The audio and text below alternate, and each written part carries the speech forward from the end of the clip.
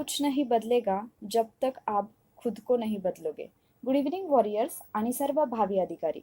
Warrior officer या आपल्या educational चॅनलवर मी सुप्रिया आपणा सर्वांचं मनपूर्वक स्वागत करते. युद्धाभ्यास 5.5 मध्ये आपण धातू, अधातू आणि खनिजे हा टॉपिक पाहणार आहोत. त्याच्यामध्ये काही आयोगाने विचारलेले प्रश्न तर काही एक्सपेक्टेड क्वेश्चन्स आपण बघणार आहोत. आणि विज्ञान या विषयामध्ये आणखी काही मार्क्स वाढवण्यासाठीचा एक बेस्ट फॉर्म्युला हाच आहे की त्याच्यामधले जे घटक आहेत ज्यांच्यावरती वारंवार प्रश्न विचारले जातात त्यांची तयारी आपल्याला व्यवस्थित करायची आहे. त्याच्या लेक्चरला आपण सुरुवात करूयात. जेवढे लोक प्रेझेंट आहेत प्रत्येकाने आपलं उत्तर लाईव्ह चॅटमध्ये मेन्शन करण्याचा प्रयत्न करा. पहिला प्रश्न जो आहे तो तुम्हाला तुमच्या स्क्रीनवरती दिसत असेल. पहिला प्रश्न आहे धातूंच्या गुणधर्माबाबत अयोग्य विधान ओळखा. 4 विधानं आहेत, याच्यामधलं अयोग्य विधान तुम्हाला ओळखायचं आहे. पहिलं विधान आहे कक्ष तापमानाला धातू हे स्थायू असतात. दुसरं विधान आहे वर्धनीयता हा धातूचा गुणधर्म आहे. तिसरं विधान आहे धातू विद्युत दुर्वाहक असतात. आणि चौथं विधान आहे धातूचा द्रवणांक व उत्कलनांक उच्च असतो. तर ज्याचं जे बरोबर उत्तर आहे ते लाईव्ह चॅटमध्ये द्या. 10 सेकंदांचा वेळ तुमचा सुरू होतोय.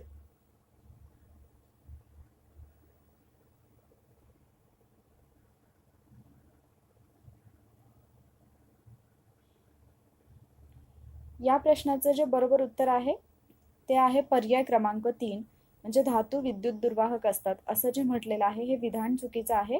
बरोबर विधान जर आपण पाहिलं तर ते असं असायला पाहिजे की धातू हे विद्युत सुवाहक असतात. तर आपण धातू म्हणजे काय हे पाहूयात आणि धातूंचे गुणधर्म कोणते आहेत ते सुद्धा आपण पाहूयात. तर धातूचे जर आपण मुख्य गुणधर्म पाहिले, पहिल्यांदा धातू ही कन्सेप्ट काय आहे ते पाहूया. धातू म्हणजे मेटल्स ज्या मूलद्रव्याचे अणू इलेक्ट्रॉन गमावून अष्टक स्थिती प्राप्त करतात आणि धन आयन निर्माण करतात त्यांना धातू असं म्हणतात. म्हणजे आता ज्यावेळेला आपण आवर्त सारणी पाहू त्यावेळेला आपण या सगळ्या गोष्टी पाहणारच आहोत. काही मूलद्रव्य जी असतात तर त्यांना त्यांचं अष्टक ज्यावेळेला पूर्ण करायचं असतं तर त्यावेळेला अष्टक पूर्ण करण्यासाठी त्यांना काही इलेक्ट्रॉन घेण्याऐवजी इलेक्ट्रॉन देण्याची सुद्धा आवश्यकता भासते. आणि मग हे धातू काय करतात, समजा शेवटच्या कक्षेमध्ये 1 इलेक्ट्रॉन असेल आणि या धातूला जर 7 इलेक्ट्रॉनची गरज पडत असेल या मूलद्रव्याला, तर हे मूलद्रव्य काय करेल 7 इलेक्ट्रॉन घेण्याऐवजी स्वतःचा 1 इलेक्ट्रॉन जो आहे तो दुसऱ्याला देऊन टाकेल.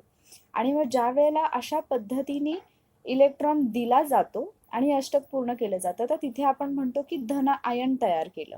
म्हणजे जो देतो त्याला तो धन आयन निर्माण करत असतो. आणि मग अशी जी मूलद्रव्य असतात जे की आपले इलेक्ट्रॉन जे आहेत ते दुसऱ्याला देतात आणि स्वतःचं अष्टक पूर्ण करतात त्यांना आपण धातू असं म्हणतो. अशी एक व्याख्या धातूची किंवा मेटलची होऊ शकते. जर आपण धातूचे काही गुणधर्म पाहिले तर पहिला तर आपण प्रश्नामध्ये पहिलं विधानच पाहिलं होतं की रूम टेम्परेचरला कक्ष तापमानाला धातू जे असतात ते स्थायू असतात. याच्यामध्ये अपवाद 2 आहेत जे तुम्हाला लक्षात ठेवायचं आहे. एक आहे पारा आणि दुसरा आहे गॅलियम. हे 2 धातू असे आहेत जे रूम टेम्परेचरला म्हणजेच कक्ष तापमानाला सुद्धा द्रव अवस्थेमध्ये असतात.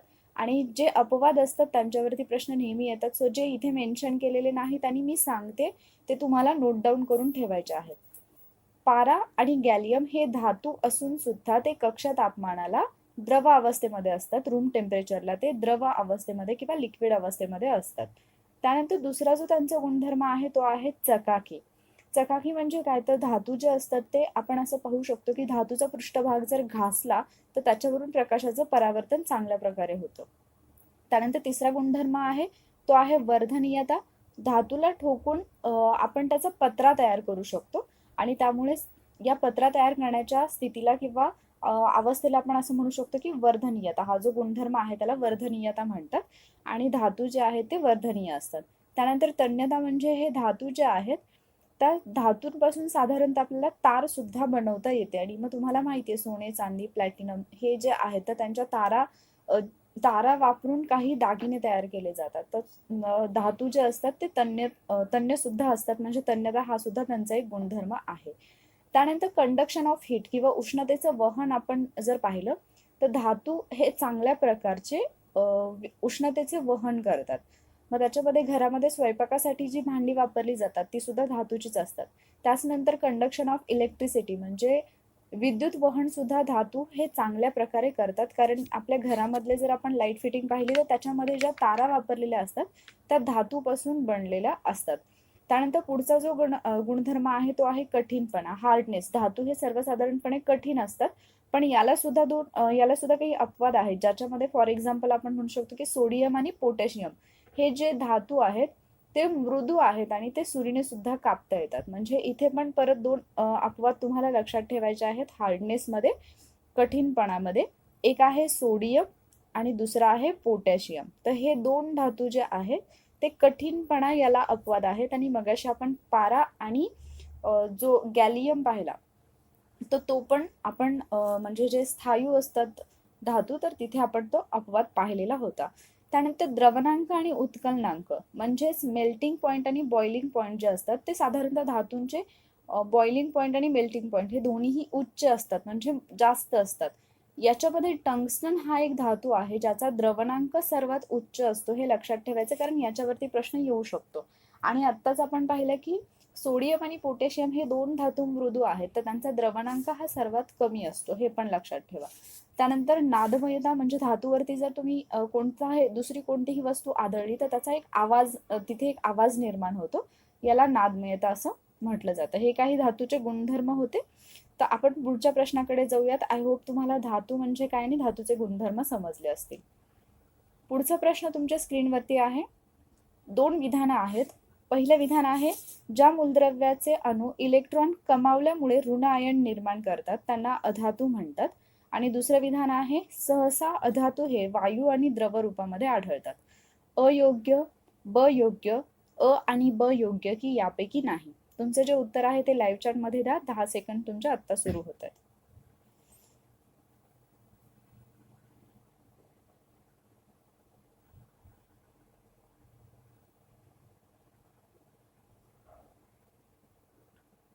या प्रश्नाचं जे बरोबर उत्तर आहे ते आहे पर्याय क्रमांक 1 म्हणजे फक्त अयोग्य. दुसरं विधान जे आहे ते चुकीचं आहे. का चुकीचं आहे ते आपण पाहूयात. तर मगाशीच मी तुम्हाला सांगितलं धातू म्हणजे काय होतं, तर काही जी मूलद्रव्य आहेत ते त्यांचे इलेक्ट्रॉन जे आहेत ते दुसऱ्याला देतात आणि धन आयन निर्माण करतात. मग त्यांनी ज्यांना दिले त्या मूलद्रव्यांनी काय केलं, दुसऱ्या कोणाकडून तरी इलेक्ट्रॉन घेतले, म्हणजे इलेक्ट्रॉन घेतल्यामुळे त्यांच्यावरती जे आयन निर्माण होतं किंवा ते जे आयन निर्माण करतात ते ऋण आयन असतात आणि म्हणून मग त्यांना अधातू असं म्हटलं जातं. जर गुणधर्म आपण पाहिलं तर आपण धातूंच्या बाबतीत पाहिलं होतं की धातू हे जर आपण रूम टेम्परेचरला पाहिलं तर ते साधारणतः स्थायू अवस्थेमध्ये असतात. पण जर आपण अधातूंचं पाहिलं तर अधातू हे साधारणतः स्थायू अवस्थेमध्ये पण असतात आणि वायू अवस्थेमध्ये पण असतात. परंतु ब्रोमीन हा अधातू असा आहे जो द्रव रूपामध्ये आढळतो. म्हणजे परत एकदा एक अपवाद आला, जसं पारा आणि गॅलियमचं उदाहरण आपण पाहिलं त्याच पद्धतीने ब्रोमीन हा अधातू जो आहे तो सुद्धा द्रव रूपात आढळतो. त्यामुळे हा अपवाद जो आहे तो तुम्हाला लक्षात ठेवायचा आहे. त्यानंतर आपण धातूंमध्ये पाहिलं होतं की धातूंना चकाकी असते. अधातूंच्या बाबतीत जर पाहिलं तर अधातूंना चकाकी नसते. मात्र इथे परत आयोडीन हा एक अधातू आहे जो की अपवाद आहे त्याला, म्हणजे तो अधातू असूनही त्याला चकाकी असते. त्यानंतर अधातू जर पाहिले आपण, जसं धातू ठिसूळ नसतात ते खूप कठीण असतात हे आपण पाहिलं होतं. अधातूंच्या बाबतीत जर पाहिलं तर अधातू हे साधारणतः ठिसूळ असतात, जास्त कठीण नसतात. पण अधातूंमध्ये पण एक उदाहरण आहे ते म्हणजे हिरा. आणि हिरा हा अधातू असून सुद्धा खूप कठीण असतो, अतिशय कठीण असणारा असा हा एक अधातू आहे.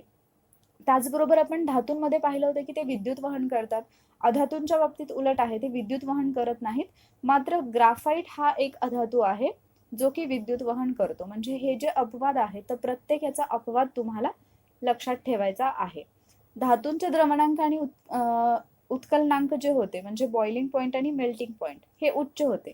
पण जर आपण अधातूंचा विचार केला तर द्रवणांक आणि उत्कलनांक हे धातूंपेक्षा कमी असतात. पण इथे परत एक अपवाद आहे तो म्हणजे हिऱ्याचा जो आपण म्हणू शकतो की द्रवणांक आहे किंवा उत्कलनांक आहे तो जास्त असतो. आणि जर आपण इतर गोष्टींचा विचार केला जसं की नादमयता आहे, उष्णता वाहने, तन्यता, वर्धनीयता, तर हे गुणधर्म जे आहेत ते आपल्याला अधातूंमध्ये आढळत नाहीत. अशा पद्धतीने आपण धातू आणि अधातू ऑलमोस्ट त्यांची व्याख्या काय आहे आणि गुणधर्म काय आहेत ते 2 प्रश्नांमध्ये कव्हर केलेत. पुढच्या प्रश्नाकडे आपण जाऊयात. पुढच्या प्रश्नामध्ये परत 2 विधानं आहेत. पहिलं विधान आहे धातूंची ऑक्साइड्स ही आम्लारी धर्मी असतात आणि दुसरं विधान आहे अधातूंची ऑक्साइड्स ही आम्लधर्मी असतात. तर तुमचं जे उत्तर आहे ते लाईव्ह चॅटमध्ये द्या. अयोग्य, अयोग्य, अ आणि ब योग्य की यापैकी नाही.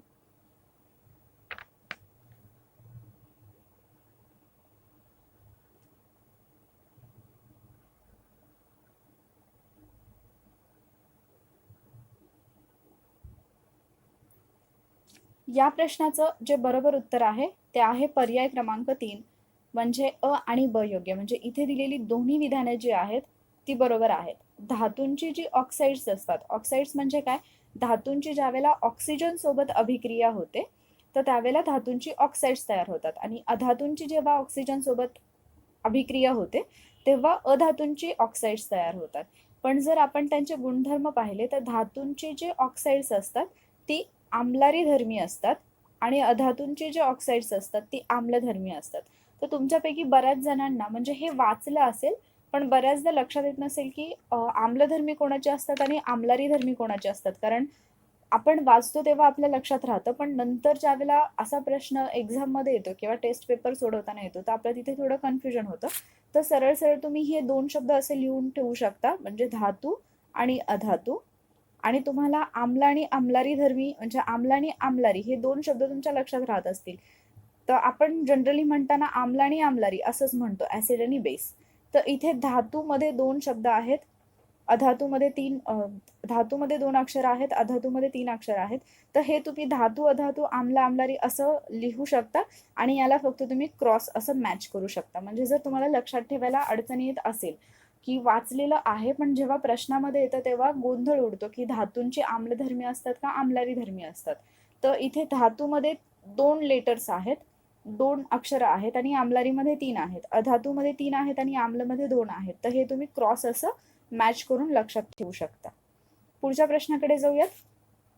पुढचा प्रश्न आहे सल्फाइड धातुके अतिरिक्त हवेमध्ये तीव्रपणे तापवून त्यांचे ऑक्साईडमध्ये रूपांतरण करणे म्हणजे काय. 1 भाजणे, 2 निस्तापन, 3 कलई आणि 4 यापैकी नाही. तर तुमचं जे उत्तर आहे ते लाईव्ह चॅट मध्ये द्या.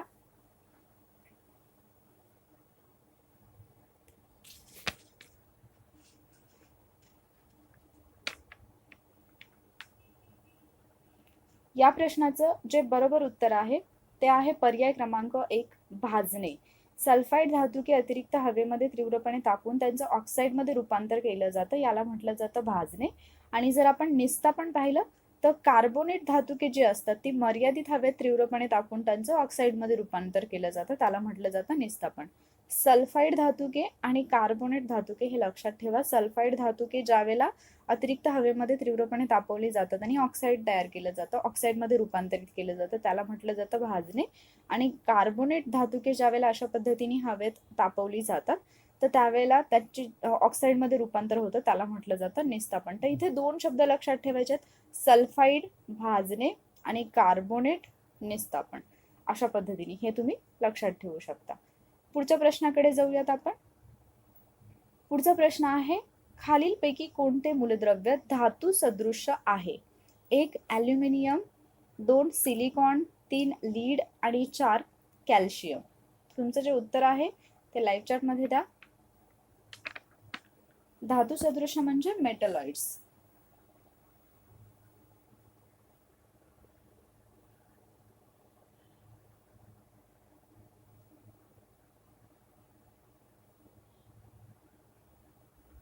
या प्रश्नाचं जे बरोबर उत्तर आहे ते आहे पर्याय क्रमांक 2 सिलिकॉन. सिलिकॉन हे मूलद्रव्य धातू सदृश्य आहे. तर पहिल्यांदा आपण मेटलॉइड्स किंवा धातू सदृश्य म्हणजे काय हे पण माहिती करून घेऊयात. ज्या मूलद्रव्यांच्या गुणधर्मामध्ये धातू आणि अधातू हे दोन्ही गुणधर्म आढळतात त्यांना आपण धातू सदृश्य असं म्हणतो. आणि मग याची उदाहरणं आहेत सिलिकॉन, जर्मेनियम, अँटीमनी आणि बोरॉन. हे लक्षात ठेवा, सिलिकॉन, जर्मेनियम, अँटीमनी आणि बोरॉन.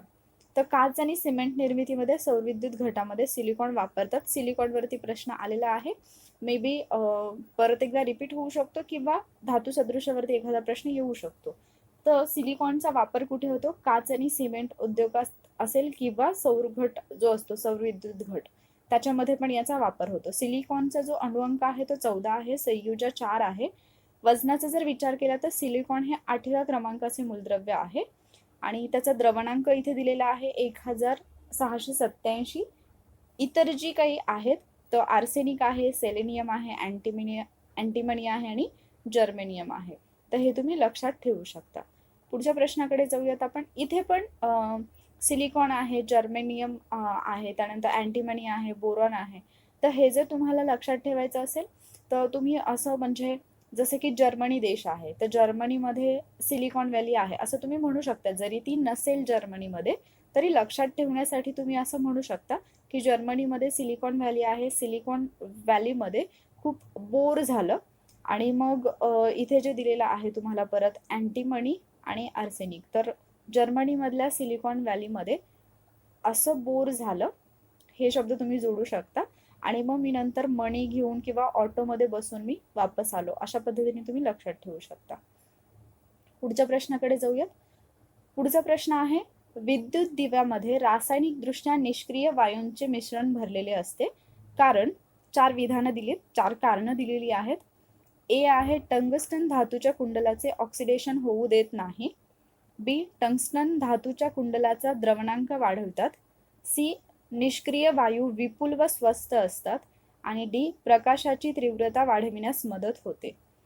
परत पर्याय दिलेले आहेत. ए बी डी सत्य आहेत, बी सी डी सत्य आहेत, फक्त बी सत्य आहे आणि फक्त ए सत्य आहे. तर तुमचं जे उत्तर आहे ते लाईव्ह चॅटमध्ये द्या. आपण याचं एक्सप्लेनेशन पाहणार आहोत.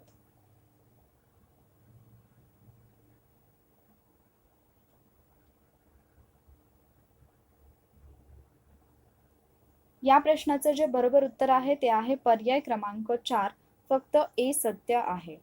विद्युत दिव्यामध्ये रासायनिकदृष्ट्या निष्क्रिय वायूंचं मिश्रण भरलेलं असतं. त्याचं रिझन म्हणजे टंगस्टन धातूच्या कुंडलाचं ते ऑक्सिडेशन होऊ देत नाही.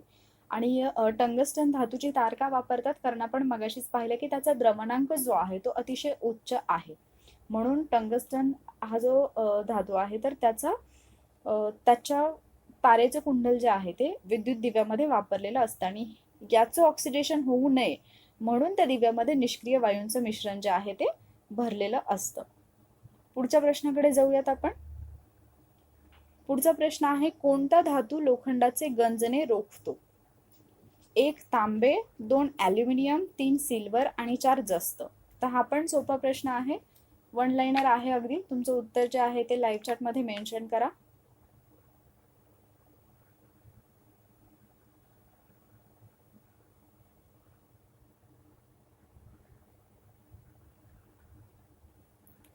या प्रश्नाचं जे बरोबर उत्तर आहे ते आहे पर्याय क्रमांक 4 जस्त. म्हणजे जस्त धातू जो आहे तो लोखंडाचं गंजणं रोखतो. म्हणजे लोखंड जे गंजतं ते रोखण्याचं काम जस्त धातू करतो. तर लोखंडाचं गंजन रोखण्यासाठी काय केलं जातं?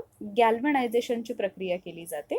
आणि याच्यामध्ये काय केलं जातं? गॅल्व्हनायझेशन म्हणजे काय? तर लोखंड किंवा स्टील याच्यावरती जस्ताचा पातळ थर दिला जातो. म्हणजे तुम्ही काही टाचण्या पाहिल्या असतील ज्या आपण पेपरला लावतो, ती जी पिन असते, तर त्या टाचणीचा जर तुम्ही रंग पाहिला तर ती थोडी चकाकत असते, पण काही दिवसांनी जर ती गंजली तर तुम्हाला तिचा रंग जो आहे तो तांबूस तांबूस दिसायला लागतो. मग त्याच्यावरती जो थर दिलेला असतो तो जस्ताचा पातळ थर असतो आणि त्यामुळे लोखंडी खिळे असतील किंवा टाचण्या ज्या आहेत त्या आपल्याला चकाकताना दिसतात आणि त्याच्यावरती थर देण्याचं कारणच हे असतं की ते गंजू नयेत. गंज म्हणजे काय असतं? तर हवेतील ऑक्सिजन सोबत ऑक्सिजन आणि ओलावा यांच्यासोबत अभिक्रिया होऊन तयार झालेलं फेरिक ऑक्साईड किंवा फेरिक हायड्रॉक्साईड. म्हणजे जे लोखंड आहे त्याची हवेतील ऑक्सिजन सोबत किंवा ओलाव्यासोबत अभिक्रिया होते आणि त्याच्यापासून फेरिक ऑक्साईड किंवा फेरिक हायड्रॉक्साईड तयार होतं. आणि ही गंजणी ही एक रासायनिक अभिक्रिया आहे आणि ती अतिशय मंद गतीने होते. म्हणजे असं नाही होत की तुम्ही जनरली तुमच्या घराबाहेर सुद्धा कुठेतरी लोखंडाचे किंवा घरामध्ये असणाऱ्या लोखंडाच्या वस्तू ज्या आहेत त्या सुद्धा तुम्ही पाहिल्या असतील. असं नाही की तुम्ही एक दिवस ती पाण्यामध्ये ठेवली तर दुसऱ्या दिवशी लगेच तुम्हाला ती गंजलेली दिसून येणार नाही. पण टेबल असेल एखादा लोखंडी किंवा खिळा असेल अशा वस्तू तुम्ही पाहिल्या असेल किंवा दरवाजाला असणारं जे लोखंड असतं वापरलेलं, तर काही दिवसांनंतर मात्र तुम्हाला त्याच्यावरती थोडासा गंज हा दिसून येतो. त्याचं रिझन म्हणजे ही जी प्रक्रिया आहे ती अतिशय संथ गतीने होत असते. तर यालाच आपण गॅल्व्हनायझिंग असं म्हणतो. तर ही प्रोसेस जी आहे गॅल्व्हनायझेशनची ती लक्षात ठेवा. इथे काय केलं जातं? जस्ताचा पातळ थर दिला जातो लोखंड किंवा स्टीलवरती. त्यानंतर दुसरी एक पद्धती आहे ज्याला आपण टिनिंग किंवा कथिलीकरण म्हणतो. तर याच्यामध्ये कथिलाचा थर जो आहे तो दुसऱ्या धातूवरती दिला जातो.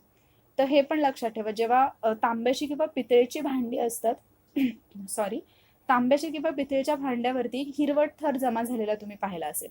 हा हिरवट थर जो असतो तो विषारी असतो आणि म्हणून त्याच्यावरती कथिलाचा थर देण्यात येतो. त्याचबरोबर विद्युत विलेपन सुद्धा केलं जातं. याच्यामध्ये विद्युत अपघटनाद्वारे एका धातूवरती दुसऱ्या धातूचा थर दिला जातो अशा पद्धतीने. पुढच्या प्रश्नाकडे जाऊयात आपण. पुढचा प्रश्न आहे, हा पण वन लाइनर क्वेश्चन आहे. अमलगम मध्ये नितांत आवश्यक काय असते? 1 पारा, 2 चांदी, 3 लोह आणि 4 प्लॅटिनम. तर तुमचं उत्तर लाईव्ह चॅट मध्ये द्या.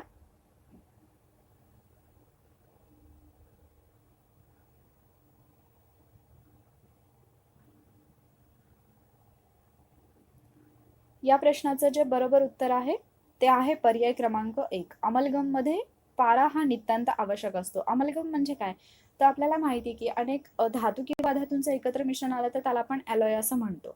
तर ज्यावेळेला धातूंचं मिश्रण एकत्र येतं आणि त्याच्यामध्ये एक धातू हा पारा असतो, पाऱ्यासोबत जेव्हा इतर धातूंचं मिश्रण होतं त्यावेळेला त्याला अमलगम असं म्हटलं जातं. म्हणजेच पारा आणि इतर धातू याच्यामध्ये पारा हा आवश्यक आहे.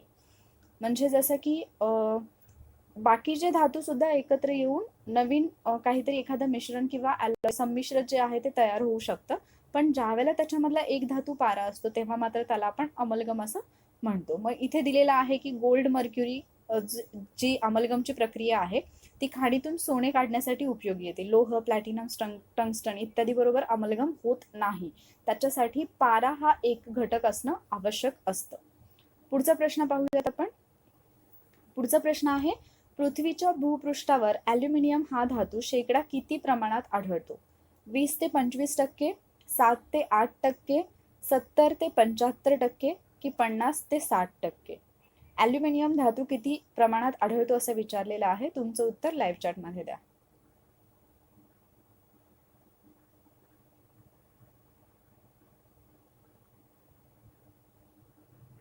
या प्रश्नाचं जे बरोबर उत्तर आहे ते आहे पर्याय क्रमांक 2, 7 ते 8%. तर इथे तुम्हाला एक चार्ट दिसत असेल ज्याच्यामध्ये कोणतं मूलद्रव्य किती प्रमाणामध्ये आढळतं ते दिलेलं आहे आणि याच्यामध्ये सर्वाधिक प्रमाणामध्ये आढळणारं मूलद्रव्य आहे ते म्हणजे ऑक्सिजन. ऑक्सिजनचं जर आपण पृथ्वीवरचं प्रमाण पाहिलं पृथ्वीच्या पृष्ठभागावरचं तर ते आहे 46.1%. त्यानंतर आहे सिलिकॉन 28.2%. त्यानंतर आहे ॲल्युमिनियम 8.23%. त्यानंतर आहे लोह 5.63% आणि त्यानंतर आहे कॅल्शियम 4.15%. तर इथे प्रश्नामध्ये आपल्याला विचारलं तिथे 7 ते 8% दिले. 8.23 म्हणजे जवळपास 7 ते 8%. बाकीचे जे ऑप्शन आहेत ते ॲल्युमिनियमच्या जवळपासही नाहीत. त्यामुळे त्याचं उत्तर जे आहे ते आहे पर्याय क्रमांक 2. पुढचा प्रश्न आपण पाहूयात. खालील धातू विचारात घ्या आणि चढत्या घनतेनुसार त्यांची क्रमवारी लिहा. अ प्लॅटिनम, ब सोने, क तांबे आणि ड शिसे. तर याचं जे उत्तर आहे ते तुम्हाला म्हणजे याचा चढता क्रम घनतेनुसार म्हणजे आपण थोडक्यात व्हॉल्यूम असं म्हणू शकतो. तर त्याच्यानुसार त्याचा चढता क्रम जो आहे तो तुम्हाला ओळखायचा आहे. क ड ब अ, ड क ब अ, अ ब क ड की क ड अ ब. तुमचं उत्तर लाईव्ह चॅट मध्ये मेन्शन करा.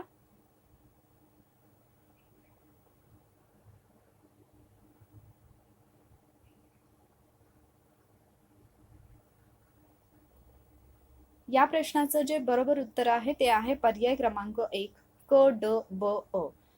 म्हणजेच सगळ्यात पहिल्यांदा येतं तांबे, त्यानंतर येतं शिशे, त्यानंतर येतं सोने आणि त्यानंतर येतं प्लॅटिनम. तर हा आहे चढत्या घनतेनुसार क्रम म्हणजे कमी ते जास्त. तर हे 4 धातू जे आहेत ते विचारले गेलेले आहेत आणि हे 4 धातू लक्षात कसे ठेवायचे याची ट्रिक मी तुम्हाला सांगू शकते. आणि ती ट्रिक आहे तुम्हाला हवेचा वेग वगैरे माहिती असेल, जिथे तुम्हाला हवेचा किंवा नदीचा पाण्याचा वेग जो सांगितला जातो ताशीमध्ये सांगितला जातो. मग ताशी किती किलोमीटर असं सांगितलं जातं. तर इथे आपण थोडक्यात एखाद्या माणसाच्या खाण्याचा वेग लक्षात ठेवायचा असं म्हणूयात आपण. आणि मग तो किती खातो तर तासाला तो 100 प्लेट्स खातो. ताशी 100 प्लेट तो खातो. ताशी 100 प्लेट तो खातो म्हणजे तासाला तो 100 प्लेट्स खातो असं म्हणून तुम्ही लक्षात ठेवू शकता. आणि मग हे लक्षात कसं ठेवायचं तर इथे पहिला आहे ता म्हणजे तांबे, शी म्हणजे शिष्ये, त्यानंतर सो म्हणजे सोने आणि प्लेट म्हणजे प्लॅटिनम. तर हा क्रम जो आहे घंटेनुसार चढता क्रम, हे लक्षात तुम्ही असं ठेवू शकता की ताशी सो प्लेट. घंटा नावाचा एक माणूस तासाला 100 प्लेट्स खातो, म्हणजे ताशी सो प्लेट असं लक्षात ठेवू शकता. तांबे, शिसे, सोने आणि प्लॅटिनम अशा पद्धतीने. तर तुमचा जो स्कोर आहे, म्हणजे 10 प्रश्न झालेले आहेत, तुमचा स्कोर जो आहे तो लाईव्ह चॅटमध्ये मेन्शन करा. 10 पैकी तुमचे किती बरोबर आले. आज ऑलमोस्ट क्वेश्चन जे होते सगळे ते बेसिक होते आणि सोपे होते, त्यामुळे स्कोर नक्कीच तुमचा चांगला आला असेल. उद्या आपण रसायनशास्त्राचा सारांश पाहणार आहोत. याच्यामध्ये जे आपले टॉपिक राहिलेले आहेत, म्हणजे जसं की किरणोत्सारिता असेल किंवा आवर्त सारणी हा एक टॉपिक आहे, किंवा जे काही पॉइंट्स इतर आपले सुटलेले आहेत, काही प्रश्न जे बनू शकतात झालेल्या टॉपिक्समधून सुद्धा. तर ऑलमोस्ट असं म्हणू शकता तुम्ही की रसायनशास्त्राचा एक ओव्हरव्ह्यू आपण उद्याच्या लेक्चरमध्ये घेणार आहोत आणि त्याच्यावरती काही क्वेश्चन्स तुम्हाला उद्या पाहायला मिळतील. आणि मग पाहूयात की आत्तापर्यंत जे रसायनशास्त्र आपण अभ्यासलं त्याच्यापैकी आपल्या किती लक्षात आहे, आणि आवर्त सारणी किंवा जे किरणोत्सारी मूल म्हणजे अल्फा बीटा गॅमा हे जे आहेत, तर याच्याबद्दलची याचा पण अभ्यास तुम्ही करून या. तर स्कोर बऱ्यापैकी आहे सगळ्यांचा, काही जणांचा खूपच चांगला स्कोर आहे. तर ज्यांनी ज्यांनी उत्तरं दिलेली आहेत त्या सगळ्यांचंच अभिनंदन. अशाच पद्धतीने व्यवस्थित अभ्यास करा. पुढच्या युद्धाभ्याससाठी मी विचार करते की आपण करंट अफेअर्स घेऊयात, म्हणजे मी मंथ देईन तुम्हाला की या मंथचा तुम्हाला अभ्यास करून यायचा आहे. आणि त्याच्यामध्ये पण जर पॉसिबल झालं तर परिक्रमामधून जर मी क्वेश्चन्स काढणार असेल, पृथ्वी परिक्रमामधून, तर मग तिथे मी टॉपिक सुद्धा मेन्शन करेन किंवा पेज नंबर सुद्धा देईन की या पेजपासून या पेजपर्यंतचं तुम्हाला करून यायचं आहे आणि त्याच्यावरचे क्वेश्चन्स घेईन, असा एक विचार मी करते. जर तुम्हाला पण वाटत असेल की हा करंट अफेअर्स आपण थोडं म्हणजे निग्लेक्ट करतोय किंवा करंट अफेअर्ससाठी युद्धाभ्यासची गरज आहे, तर तसं तुम्ही कमेंटमध्ये किंवा लाईव्ह चॅटमध्ये मेन्शन करू शकता. त्याच्यानुसार आपण पुढच्या युद्धाभ्याससाठी टॉपिक नक्कीच डिसाईड करूयात. तर आय होप हे जे लेक्चर आहे किंवा ही जी युद्धाभ्यास लेक्चर सिरीज आहे ती तुम्हाला नक्कीच हेल्पफुल ठरत असेल.